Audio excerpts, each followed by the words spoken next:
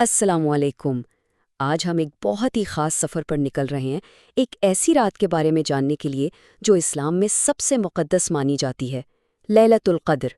اور خاص طور پر ہم یہ دیکھیں گے کہ اس رات آسمان سے اترنے والے فرشتے آخر کرتے کیا ہیں۔ تو آئیے اس دلچسپ کہانی کو سمجھتے ہیں۔ تو سب سے پہلا سوال جو ذہن میں آتا ہے وہ یہی ہے نا کہ بھئی ایک رات بھلا 1000 مہینوں سے بہتر کیسے ہو سکتی ہے؟ یہ ایک بہت بڑا دعویٰ ہے اور اسی کے پیچھے چھپے راز کو آج ہم جاننے کی کوشش کریں گے۔ اچھا، لیلۃ القدر، اس نام کے پیچھے نا بڑے گہرے مطلب ہیں۔ ایک تو ہے قدر، یعنی عزت اور شرف والی رات۔ پھر ہے تقدیر، کیونکہ اسی رات آنے والے پورے سال کے فیصلے لکھے جاتے ہیں اور فرشتوں کو سونپے جاتے ہیں۔ اور ایک تیسرا بڑا دلچسپ مطلب ہے تنگی۔ تنگی کیوں؟ کیونکہ اس رات زمین پر اتنے زیادہ فرشتے اترتے ہیں کہ زمین ان کے لیے تنگ پڑ جاتی ہے نا حیران کن بات؟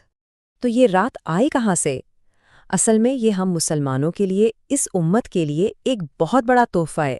روایات میں آتا ہے کہ جب حضور اکرم صلی اللہ علیہ وسلم کو پچھلی قوموں کے بارے میں بتایا گیا جن کی عمریں بہت لمبی ہوتی تھیں، تو آپ صلی اللہ علیہ وسلم کو خیال آیا کہ میری امت کے لوگ تو اتنی کم عمر میں اتنی نیکیاں کیسے کریں گے؟ تو بس اسی کے جواب میں اللہ تعالیٰ نے یہ ایک رات عطا فرما دی جو 1000 مہینوں کی عبادت پر بھی بھاری ہے۔ تو پھر ہوتا کیا ہے اس رات؟ کہانی شروع کہاں سے ہوتی ہے؟ چلیں اب ہم آسمانوں کی طرف چلتے ہیں جہاں سے یہ سب شروع ہوتا ہے۔ یہ پورا مشن شروع ہوتا ہے سدرۃ المنتہا سے۔ یہ آسمانوں کا وہ بلند ترین مقام ہے جہاں تک مخلوق کی رسائی ہے۔ یہ وہ جگہ ہے جہاں سب سے عظیم فرشتے جمع ہوتے ہیں۔ تو آپ اندازہ لگائیں کہ جس مشن کا آغاز ہی اتنی مقدس جگہ سے ہو رہا ہو وہ کتنا اہم ہوگا۔ فرشتوں کی تعداد کا اندازہ لگانا ویسے تو ناممکن ہے، لیکن ایک حدیث سے ہمیں تھوڑا سا اندازہ ہوتا ہے۔ آسمانوں پر ایک جگہ ہے بیت المعمور، جو فرشتوں کا کعبہ ہے۔ وہاں ہر روز، جی ہاں ہر روز 70,000 فرشتے طواف کے لیے آتے ہیں، اور جو ایک بار آ گیا اس کی باری دوبارہ کبھی نہیں آتی۔ ذرا سوچیں کتنی بڑی تعداد ہوگی۔ لیکن لیلۃ القدر کی بات ہی الگ ہے۔ اس ایک رات میں زمین پر اترنے والے فرشتوں کی تعداد حدیث میں آتا ہے کہ زمین پر موجود کنکروں سے بھی زیادہ ہوتی ہے، یعنی بے شمار ان گنت فرشتے۔ اور اس پورے لشکر کی قیادت کون کر رہا ہوتا ہے؟ خود فرشتوں کے سردار حضرت جبرائیل علیہ السلام۔ جیسے ہی سورج ڈوبتا ہے وہ فرشتوں کی فوج در فوج لے کر زمین کی طرف اترنا شروع ہو جاتے ہیں، ایک لہر کے بعد دوسری لہر۔ کیا منظر ہوگا وہ! اچھا، فرشتے زمین پر آ تو گئے، لیکن اب ان کا مشن کیا ہے؟ وہ کرتے کیا ہیں یہاں آ کر؟ آئیے اب اس پر بات کرتے ہیں۔ تو حضرت جبرائیل علیہ السلام اپنے ساتھ آئے ہوئے فرشتوں کو کچھ خاص حکم دیتے ہیں۔ وہ کہتے ہیں، جاؤ، ہر اس گھر میں جاؤ جہاں اللہ کو یاد کیا جا رہا ہے۔ جب وہ دعا مانگیں تو تم آمین کہو، ان کے لیے اللہ سے مغفرت اور برکت مانگو، میری طرف سے اور اپنی طرف سے انہیں سلام پہنچاؤ، اور جو عبادت کر رہا ہو اس سے مصافحہ کرو۔ یعنی یہ برکتیں اتنی حقیقی ہیں کہ فرشتے آ کر آپ سے ہاتھ ملاتے ہیں۔ تو پھر سوال یہ ہے کہ فرشتے کہاں جاتے ہیں اور کہاں نہیں؟ دیکھیں، وہ ان گھروں میں داخل ہوتے ہیں جہاں عبادت ہو رہی ہو، جہاں اللہ کا ذکر ہو، مسجدوں میں۔ لیکن کچھ جگہیں ایسی بھی ہیں جہاں رحمت کے فرشتے نہیں جاتے، جیسے وہ گھر جہاں بت ہوں، یا کوئی گندگی ہو، نشہ آور چیزیں ہوں، یا کتے اور جانداروں کی تصویریں لگی ہوں۔ تو اس سے ہمیں یہ بھی پتہ چلتا ہے کہ اس رات کے لیے ہمیں اپنے گھروں کو کیسے تیار کرنا چاہیے۔ اور یہ کام کوئی 1-2 گھنٹے کا نہیں ہے، پوری رات، سورج ڈوبنے سے لے کر فجر ہونے تک فرشتے مسلسل اپنے مشن پر ہوتے ہیں۔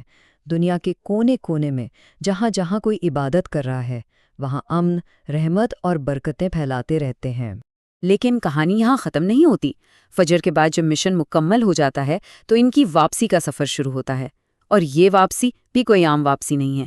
اس میں بھی ایک بہت ہی خاص بات چھپی ہے۔ جیسے ہی فجر کا وقت ہوتا ہے، زمین پر موجود سارے فرشتے دوبارہ اکٹھے ہوتے ہیں اور آسمان کی طرف واپس چڑھنا شروع کر دیتے ہیں۔ لیکن وہ سیدھا اوپر نہیں چلے جاتے، بلکہ وہ آسمان اور زمین کے بیچ میں رک جاتے ہیں اور انتظار کرتے ہیں جب تک سورج پوری طرح نکل نہ آئے۔ اب جب فرشتوں کا یہ لشکر پہلے آسمان پر پہنچتا ہے تو وہاں کے فرشتے جو نیچے نہیں گئے تھے وہ بڑے شوق اور تجسس سے ان کا استقبال کرتے ہیں اور پوچھتے ہیں، بھائی بتاؤ تو صحیح، کیسی رہی رات؟ زمین پر کون کون عبادت کر رہا تھا؟